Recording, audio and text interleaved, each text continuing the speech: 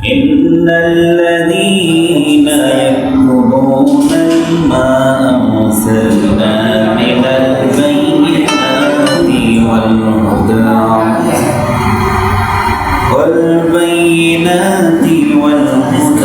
من بعد ما بيناه للناس في الكتاب أولئك يلعنهم الله ويلعنهم الله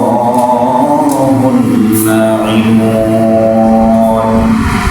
وقال النبي عليه الصلاة والسلام من يريد الله به خيرا يفقهه في الدين أو كما قال النبي عليه الصلاة والسلام رب اشرح لي صدري ويسر لي أمري واحلل عقدة من لساني يفقهوا قولي. الحمد لله, মহান আল্লাহ সুবহানাহু ওয়া তাআলার দরবারে সবাই শুকরগুজার হই যে রব্বুল আলামিন আমাদেরকে সফর মাসে তৃতীয় জুম্মায় আল্লাহর ঘরে সুস্থতার সাথে আগে কবুল করেছেন। দুনিয়ার কাছ থেকে বিরত রেখে আল্লাহর ইবাদতে মশগুল হওয়ার তৌফিক আল্লাহ আমাদেরকে দান করেছেন। এজন্য সবাই শুকর আদায় করি, সবাই পড়ি আলহামদুলিল্লাহ। লাখো কোটি দুরূদ সালাম বর্ষিত হোক সাইয়্যিদুল মুরসালিন আশরাফুল আম্বিয়া রাহমাতুল লিল আলামিন খাতামুন নবিয়্যিন হযরত মুহাম্মদ রাসূলুল্লাহ সাল্লাল্লাহু আলাইহি ওয়াসাল্লামের উপর। আল্লাহ তাআলা আমাদের সকলের জন্য জুমার এই খুতবাকে হিদায়াতের ওসিলা হিসেবে কবুল করুন, আমিন। আমরা ইলম সম্পর্কে আলোচনা করছিলাম সহিহ বুখারীর ইলম অধ্যায় থেকে। ইলম জ্ঞান, এটা মানুষকে আলোকিত করে, মূর্খতা মানুষদেরকে অন্ধকারাচ্ছন্ন করে। ইলম এমন জ্ঞান যা মানুষদেরকে সঠিক পথ দেখায়, আর জাহেল মূর্খতা মানুষদেরকে পথভ্রষ্ট করে দেয়, মানুষদেরকে সঠিক পথ থেকে দূরে সরিয়ে দেয়। এজন্য আমাদেরকে বিশেষ করে জান্নাতের পথ অনুসন্ধানের উদ্দেশ্যে আমাদেরকে বেশি বেশি ইলম অর্জন করতে হবে।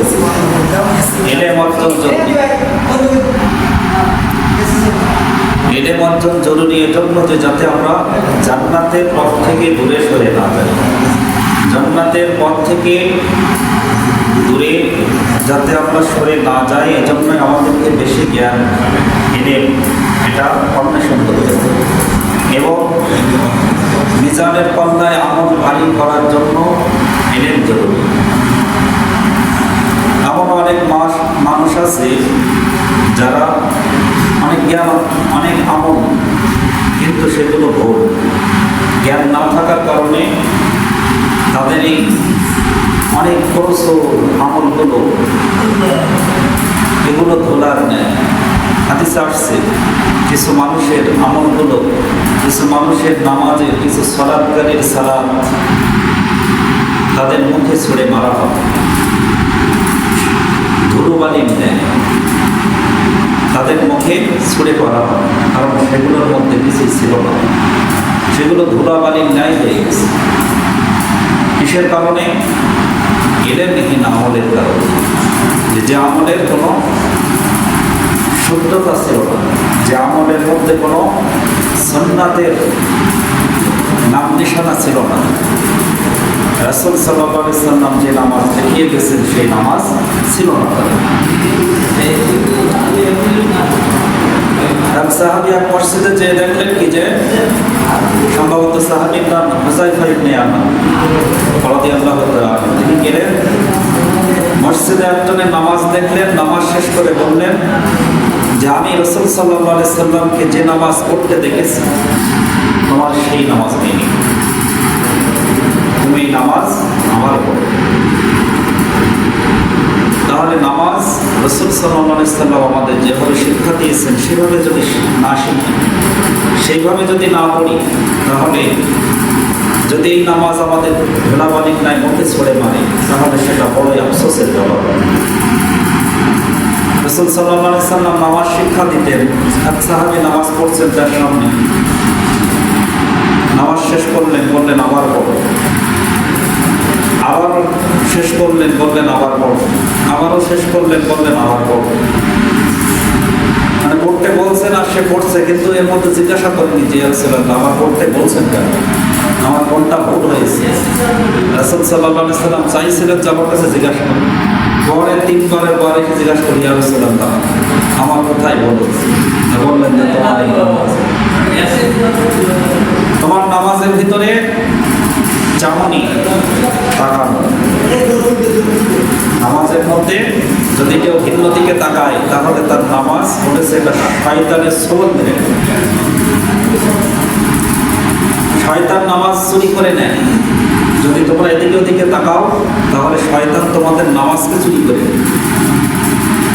তাহলে শয়তান আমাদের নামাজ চুরি করেও নিতে পারে সক্ষম, যদি আমাদের দৃষ্টি নামাজের ভিতরে সংযত না থাকে, দৃষ্টি এদিকে দিক যদি থাকে। এজন্য নামাজের মধ্যে সেজদা এবং নিচ পা এর মধ্যে দৃষ্টি থাকে। আমার দৃষ্টিটা শুধুমাত্র সেজদা পর্যন্ত যেতে পারে, আর সব এই আয়াতের মধ্যেই থাকে। এর বাইরে যেন দৃষ্টি না চলে থাকে। এ ব্যাপারে আমাদের জ্ঞান যদি না থাকে তাহলে এই নামাজ পড়লাম 20-30 বছরের নামাজ, অথচ নামাজের ভিতরে এদিকে দিক তাকালাম, তাহলে এই নামাজ আমার শয়তান চুরি করে নিয়ে গেছে, আমি নিজেও জানি। তাহলে এই জ্ঞানটা আমাকে থাকতে হবে যে আমি যদি নামাজের ভিতরে এদিকে দিক তাকাই তাহলে আমার এই নামাজ শয়তান চুরি করে নিয়েছে, অর্থাৎ এর সওয়াব নিয়ে যাবে, খালি কল্প থেকে যাবে। আর এই নামাজগুলোই কিয়ামতের মাঠে ধুলাবালির ন্যায় আমার মুখে ছড়িয়ে দেওয়া হবে যে কেন আমি নামাজের গুরুত্ব সহকারে পড়ি, জেনে বুঝে কেন পড়ি। এজন্য সঠিক আমল একজন মানুষকে সঠিক মিজানের পাল্লায় সেই আমলটা ভারী করে, আর বেঠিক অনেক আমল যেটা মিজানের পাল্লায় খুবই হালকা হয়ে। এই জন্যই আমাদের জ্ঞান অন্বেষণ করা জরুরি। শেষ জামানায় সহিহ বুখারী 81 নম্বর হাদিসে আসছে যে মিন আশরাতিস সাআ, কিয়ামতের আলামতের মধ্যে হযরত আনাস রাদিয়াল্লাহু তাআলা থেকে বর্ণিত হাদিস। হযরত আনাস বলেন যে আমি তোমাদেরকে এমন হাদিস শোনাবো যে হাদিস হয়তো আমার পরে আর কেউ শোনাবে না, যে হাদিস আমি রাসূল সাল্লাল্লাহু আলাইহি সাল্লাম থেকে শুনেছি যে মান আশরাতিস সাআ, কিয়ামতের আলামতের মধ্যে কিছু অন্যতম আলামত হলো ইয়ারফাউল ইলম মিন আল-ইলম, ইলমকে উঠিয়ে দেওয়া, ওয়ায়াসবুতুল জাহিলু, মূর্খতা বৃদ্ধি পাবে, ওয়ায়াশরাবুল খামর, মদ্যপান বেড়ে যাবে, ওয়ায়াযহারাজ জিনা, এবং জিনা ব্যভিচার বেড়ে যাবে। তাহলে প্রথম ধাপ কি? ইলম উঠে যাবে, ইলম উঠে যাবে। আর ইলম উঠে গেলে কি বৃদ্ধি পাবে? অজ্ঞতা মূর্খতা বেড়ে যাবে। কারণ মানুষ যখন জ্ঞান অন্বেষণ করবে তখন তো মানুষ যে জ্ঞান অন্বেষণ করে না তারাই তো মূর্খে পরিণত হবে। এই কারণে মানুষ এরপর কি হবে? নিশাদ্রব্যের প্রতি ঝুঁকে যাবে। এমন পরিস্থিতি দাঁড়াবে তার জীবনে, জ্ঞান নেই তো সে মূর্খ মানুষ, সে সামান্য কিছু হলেই সে মনে করবে যে আমার এই টেনশন মুক্ত হওয়ার জন্য নেশাই একমাত্র পথ। মদ, ইয়াবা, গাঁজা, যাই বলে এই সমস্ত কিছু নিশাদ্রব্য, এই সবগুলো মানুষদেরকে কোন দিকে নিয়ে যাবে? এরপরে জিনার দিকে নিয়ে, সঠিক পথ থেকে সে বিচ্যুতি হয়ে জাহান্নামের দিকেই চলবে। মানুষদেরকে এমনকি বৃদ্ধি পাবে, নিসা নারীদের সংখ্যা বেড়ে যাবে, পুরুষের সংখ্যা কমে যাবে। এমনকি একজন পুরুষ 50 জন নারীদের তত্ত্বাবধায়ক হবে। হাদিসের শেষে আসছে যে 50 জন নারীর নেতৃত্বে একজন পুরুষ থাকবে শুধুমাত্র। এটা গভীর ব্যাখ্যা আছে এই হাদিসে। মূল কথাটা জেনে নিতে হবে, যদি ইলম জ্ঞান উঠে যায় তাহলেই মূর্খতা বেড়ে যাবে, নিশাদ্রব্য ছড়াছড়ি হবে, এরপরে জিনা ব্যভিচার বেড়ে যাবে, তারপরে নারীদের সংখ্যা বৃদ্ধি পাবে, পুরুষের সংখ্যা কমে যাবে, এমন পর্যায়ে চলে যাবে যে 50 জন নারীর দায়িত্ব একজন পুরুষের কাঁধে এসে পড়বে। এটাই কিন্তু হাদিসের মূল ব্যাখ্যা। আমরা মনে করি যে 50 জন নারী দাঁড়িয়ে নিয়ে বেড়াবে, আমাদের আগে শোনানো হয়েছে, আমরা শুনেছি যে জিনা ব্যভিচারের জন্য একজন পুরুষকে 50 জন নারী দাঁড়িয়ে নিয়ে যাবে। কিন্তু মূল ব্যাখ্যা এটা না। মূল ব্যাখ্যা হলো যে 50 জন নারীর দায়িত্ব একজন পুরুষের কাঁধে আছে। কি কারণে? কিভাবে? যে সংসার ভাঙতে হবে। কি হতে হবে? জিনা ব্যভিচার যখন বেড়ে যাবে, মদ্যপান নিশাদ্রব্যের প্রতি মানুষ নেশাগ্রস্ত হয়ে গেলে কি ভাঙন সৃষ্টি হবে? ফ্যামিলি ভাঙন সৃষ্টি হবে, পরিবারের মধ্যে ভাঙন সৃষ্টি হবে। তখন দেখা গেছে যে বোনগুলো সব পরিবার থেকে বিচ্ছিন্ন হয়ে ভাইয়ের কাছে এসে পড়েছে, মেয়েগুলো সব ফ্যামিলি ভাঙন সৃষ্টি হয়ে তালাকপ্রাপ্ত হয়ে হোক, যেভাবে হোক সে বাপের কাছে এসে পড়েছে। এভাবে বোনগুলোর দায়িত্ব ভাইয়ের ঘাটে, বাপ মা তো মারা গেছে, বোনগুলো এসে টানতে হচ্ছে, এমন করুন আছে, মেয়েগুলো টানতে হচ্ছে, নাতি নাতিগুলো টানতে হচ্ছে, কারণ সব ফ্যামিলি ভাঙন সৃষ্টি। এভাবে কি হবে? 50 জন নারী পর্যন্ত এভাবে ভাঙতে ভাঙতে এসে একজন পুরুষের কাছে চলে আসবে, সময় থাকতে। এর মূল কারণ কি? এলেম উঠে যাওয়ার কারণ। জ্ঞান আমল এইটা না থাকলেই এই পরিণতিতে করতে হবে। এই পরিস্থিতি আমাদের সমাজেও 50 জন না হলেও কয়েকজন দেখা দিচ্ছে, শুধুমাত্র জ্ঞান এলেম না থাকার কারণে। দিনই জ্ঞান, এটা দিনই জ্ঞান বুঝ আমল যদি না থাকে তখন এই ফ্যামিলি ভাঙন সৃষ্টি হবে, যার কারণে সমাজের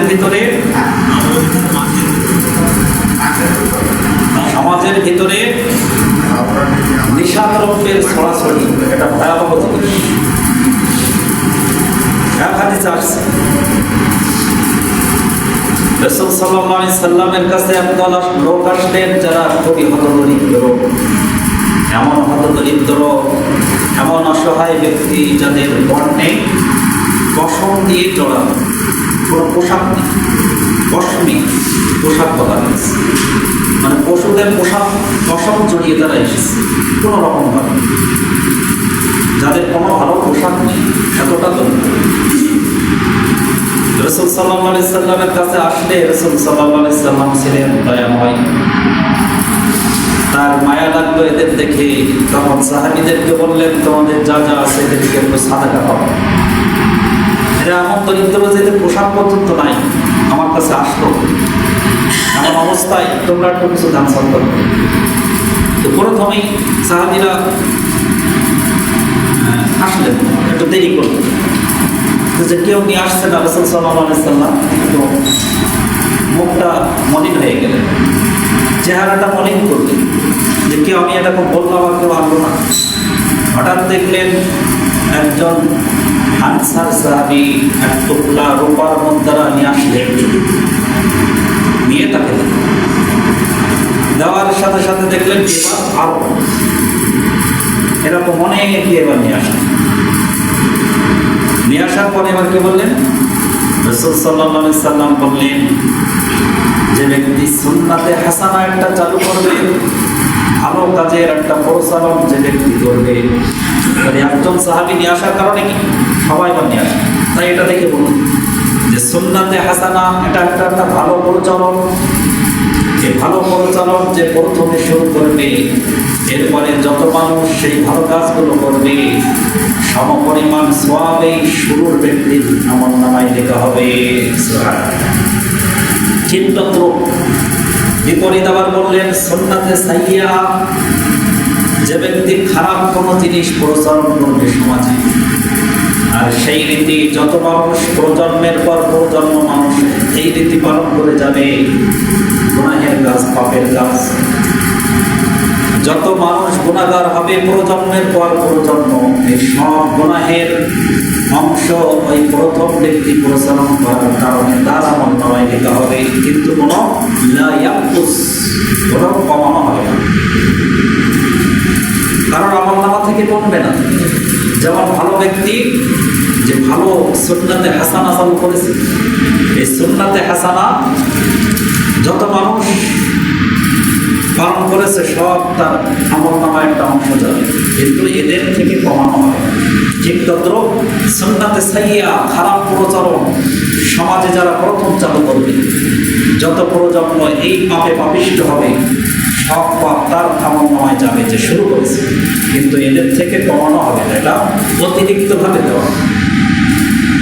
এই জন্য খারাপ প্রচলন সমাজে, বিশেষ করে নেশাদ্রব্যের প্রচলন, যারা সমাজে ইন্ধন দেয়, কেউ না কেউ নিয়ে আসে, আর শিশু বাচ্চা থেকে তাদেরকে শিশু বলা দেয়, 6-7 বছরের বাচ্চা থেকে নিয়ে এই নেশাদ্রব্যে আসক্ত সমাজ। আর যে কেউ একজন নিয়ে এসে তাদেরকে সহজ করে দিচ্ছে, দিয়ে এই কমলমতি বাচ্চাদের জীবনটা, ভবিষ্যৎটা পুরাই নষ্ট করে দিচ্ছে। এদের না আছে দুনিয়া, না আছে আখিরাত। যারা অল্প বয়সে নেশাদ্রব্যে ঝুঁকে যাচ্ছে, এদের দুনিয়াও নেই, এদের আখিরাতও নেই, এদের কোনো ফ্যামিলি হবে না। এই যে ফ্যামিলি ভাঙনের হাদিস যেটা বললাম, এটা কি কারণে?